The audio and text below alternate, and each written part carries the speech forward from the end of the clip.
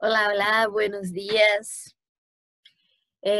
Como vocês repararam, a minha internet não está colaborando hoje. Não vou conseguir fazer um Meet porque ela está caindo o tempo todo ainda.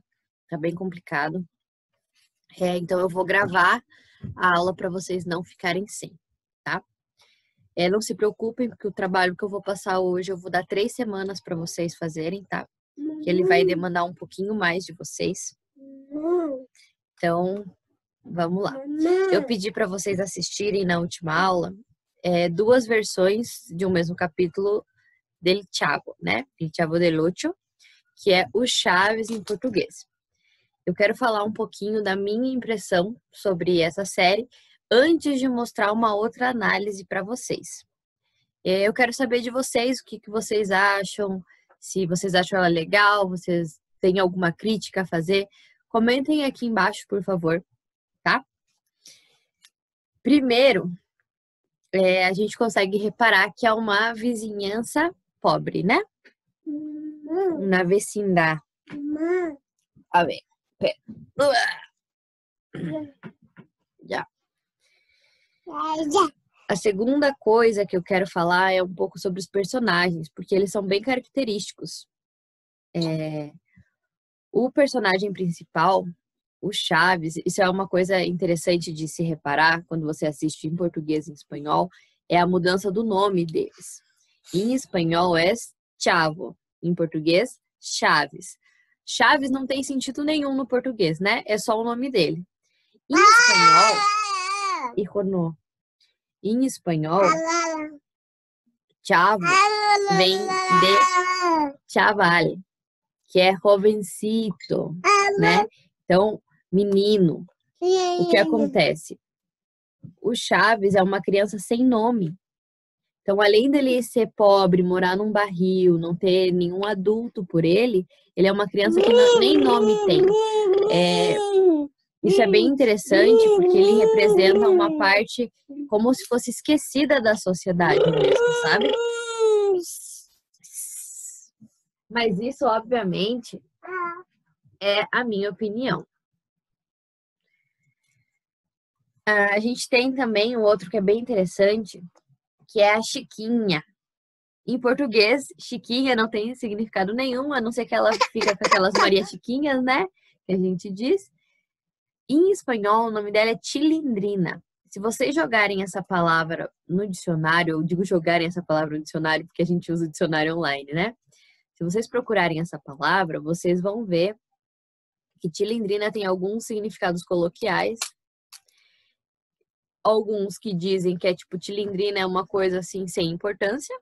A gente poderia fazer essa interpretação e dizer que a Chiquinha não tem importância, mas a interpretação que eu mais gosto é que Chilindrina pode vir de chisme, de burla, então de uma brincadeira sem importância. A personagem da Chiquinha, ela é um pouco mentirosa, faz brincadeiras, ela engana o próprio pai, né? Finge que tá chorando. Então, eu acredito que a Chiquinha representa isso, sabe? Essas mentiras, essa brincadeira, que daí vem o nome Chilindrina. A gente tem o personagem do Dom Ramon, que é o seu Madruga em português, que não tem sentido nenhum, né? Ele representa, então, uma classe pobre que não consegue trabalho, não que ele procure de verdade, né? Que, meio que dizendo que as pessoas que não trabalham são preguiçosas, o que é uma característica ruim e muitas vezes não é verdade. Só um pouquinho. Voltando. Então, a gente também tem o personagem entre as crianças do Kiko, que representa uma criança mimada. Kiko fica igual, né? Em português e na versão em espanhol. Ele representa uma criança mimada pela mãe, que acredita que é melhor do que os outros, porque ele tem um pouquinho mais de condição financeira. Mas se vocês separarem, todo mundo ali vive numa vizinhança pobre. Então, apesar deles terem um pouquinho mais de condição financeira, eles também são pobres, né? Então, eles se creem mais do que os outros. Isso também é refletido na Dona Florinda, que é a mãe do Kiko. Apesar disso... Um pouquinho, gente. Desculpa. Então, apesar de tudo isso, eu acredito que o Chaves ensine a felicidade, sabe? Ele, apesar de ser pobre, ele compartilha as coisas, ele é uma criança legal, ele parece um pouco ingênuo também. Enfim, eu vejo o Chaves dessa forma. Por que eu tô dizendo isso para vocês? Porque toda vez que a gente faz uma análise de alguma coisa, a gente parte do nosso conhecimento de mundo, das coisas que a gente acredita, né?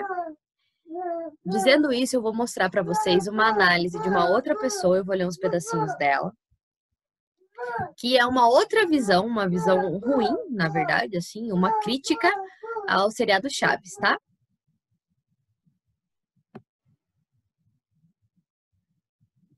Voltou. E eu aqui. Então, minha internet tá muito ruim. Ele começa lá colocando um título para análise deles. O de vocês precisa ter um título também, tá? Então, ali o dele é 8 estereótipos que nos ensinou el Chavo del Ocho que mostram a ignorância. Então, 8 estereótipos que nos ensinou o Chaves, né? Que mostram a ignorância. A gente já consegue ver que é uma crítica pelo título, né? Aqui ele tem uma citação que vai estar no meio do texto, que é comum em notícias e tipo, esse tipo de formato. E aqui ele tem, então, a introdução. Vou ler ela para vocês. Quando se lhe pergunta sobre México a um sul-americano, já não solo dizem sombreros o tacos ni Chile. Agora também dizem Chespirito ou El Chavo, com uma sonrisa em seus rostros. Óbvio, ó, a internet fica pulando aqui o negócio. Ai, Deus meu. É que a internet cai e daí ele volta. Ahora también dicen Chespirito el Chavo, con una sonrisa en sus rostros, porque saben que ese es uno de los íconos más importantes que ha exportado nuestra nación hacia el mundo. Então, ele diz ali que quando a gente perguntam sobre o México, as pessoas não só dizem mais sobre os sombreros, os tacos, o Chile, as pessoas falam também sobre o Chaves, né? Porque uma sonrisa, um sorriso, porque esse é um dos ícones mais importantes que foi exportado para todo mundo, né? Então, aí ele fala, né, que o Chaves foi feita uma representação do mexicano, e daí ele começa a crítica dele. Algunos defenderán el Chavo del Ocho, afirmando que es una simple comedia, pero es difícil catalogarla solo como eso, cuando el director de Televisa, la televisora que la produjo, dijo alguna vez que fabricaban televisión para jodidos. México es un país de una clase modesta muy jodida, que no va a salir de jodida. Para la televisión es una obligación llevar diversión a esta gente e sacarla de sua triste realidade e de seu futuro difícil. Então, ele está dizendo ali que é difícil dizer que Chaves é só uma comédia, porque os próprios diretores da Televisa afirmaram que eles fazem televisão para as pessoas ferradas, né? Que para tirar elas da realidade triste que elas vivem e do futuro difícil que elas vão ter. A gente tem aqui uma fotinho do Chaves. Claro, era entretenimiento, pero dentro de sus personajes y chistes, ayudaba a reforzar el poder de la clase alta y de decir a la gente pobre o de clase baja que tenían que ser felices dentro de su pobreza y mediocridad, que prácticamente jamás poderiam saltar hacia outro estado social. Então, ele diz que o Chaves, ele, dentro dos seus personagens e piadas, né, ajudava a reforçar o poder da classe alta e dizer que as pessoas pobres, que elas tinham que ser felizes dentro da sua pobreza, que é o caso do Chaves, né, que eu comentei para vocês, com vocês.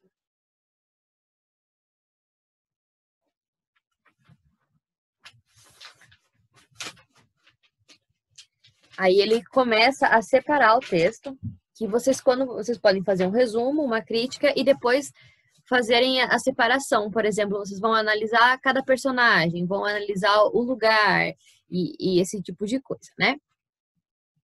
Ele fala um pouco sobre a alegria da vizinhança, né? A alegria da vecindade. E ele começa com uma crítica bem forte, que diz assim: se não tuvieras nada que comer e vivieras em um barril sem techo, sem comida e sem banhar-te, aún sonreirías? Algunos podrían decir que los mexicanos reímos de todo y buscamos la luz en toda situación oscura, pero esta es solo otra forma de decir que siempre nos conformamos en nuestra mediocridade.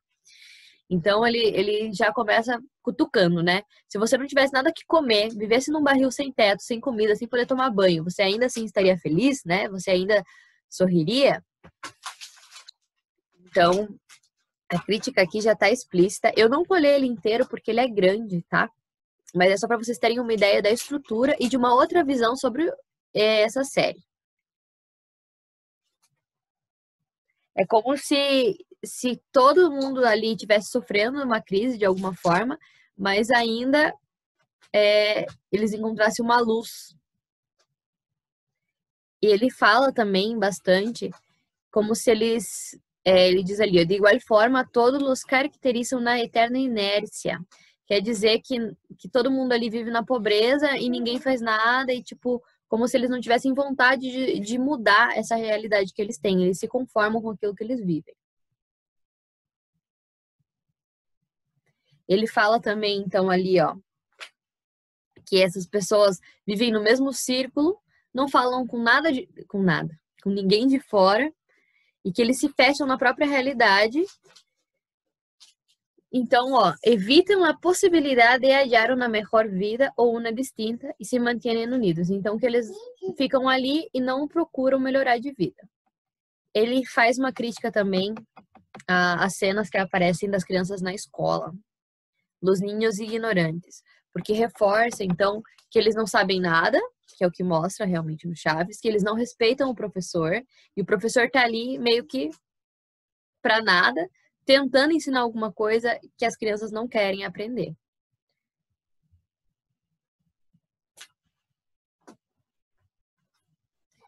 O problema é que Gomes Bolaños, que é a pessoa que fez o Chaves, né, não sabia ser comédia mesclada com educação, como lo hizo no futuro. Aí tem um nome aqui. E em sua afã de manter-se em lo mismo, ensinou que era bueno ser irresponsável, ignorante e irrespetuoso. Então, que ele ensinou para as pessoas que assistiam, para as crianças, né, que era bom ser irresponsável, ignorante e sem respeito. Como eu falei, a visão dele é bem forte mesmo.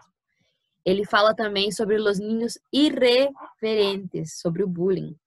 Porque realmente, o bullying dentro do Chaves é solto, né?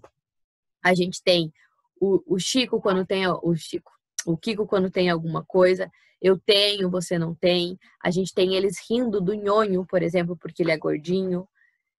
É outra crítica bem importante. Ele fala ali sobre os padres golpeadores. Então, os pais que batem. A gente tem ali o Dom Ramon, ele bate às vezes no Kiko, no Chaves, que não tem ninguém para defender ele, e na própria filha. Então, que o problema disso é normalizar esse tipo de atitude. Ele fala sobre a madre solteira desesperada, dizendo que a dona Florinda, ela é vista dentro do Chaves como uma pessoa desesperada, que mesmo ela já tendo o amor do professor Girafales, que ela tá o tempo todo tentando fazer ele gostar mais dela, fazendo tudo por ele. La Quebrada, a gente tem o La Bruja del 71, a gente tem também um outro tipo de bullying que magoa, né, que é uma senhora, que ela não era bruxa, enfim, e que as crianças riem dela como se isso fosse normal, não só as crianças, como também os adultos, que é bem complicado. Enfim, eu queria mostrar a estrutura para vocês. Ele diz que esse seriado ele destruiu um pouco a visão e as coisas no México, que é um tema complicado. E, enfim, essa é a visão da pessoa que escreveu, que se chama Alonso Martins, está aqui embaixo o nome dele. No de vocês tem que constar o nome e a série, por favor. Deixa eu tirar o compartilhamento. O que eu quero de vocês? Como eu mostrei ali, vocês vão fazer um trabalho escrito. Ele precisa ter título, ter uma análise. E, Rô, por favor, o que vocês vão analisar?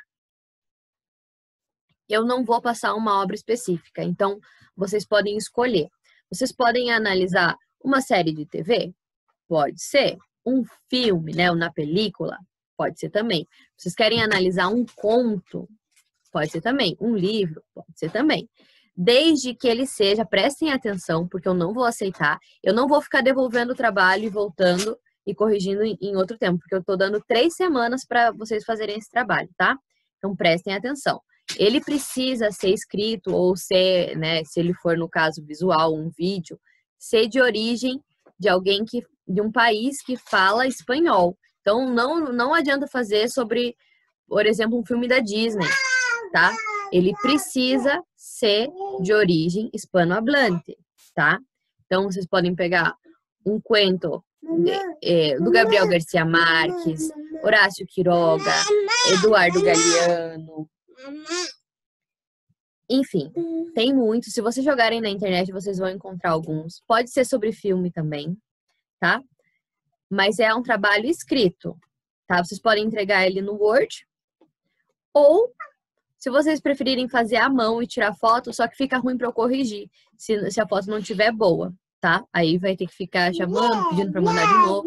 Enfim, no Word é melhor. Mas quem não tiver como, pode fazer à mão e mandar foto, tá bem? Por hoje é isso. Se vocês precisarem de alguma coisa, podem me mandar mensagem. Se eu demorar um pouco para responder, é porque a internet está complicada, tá? Um beijo.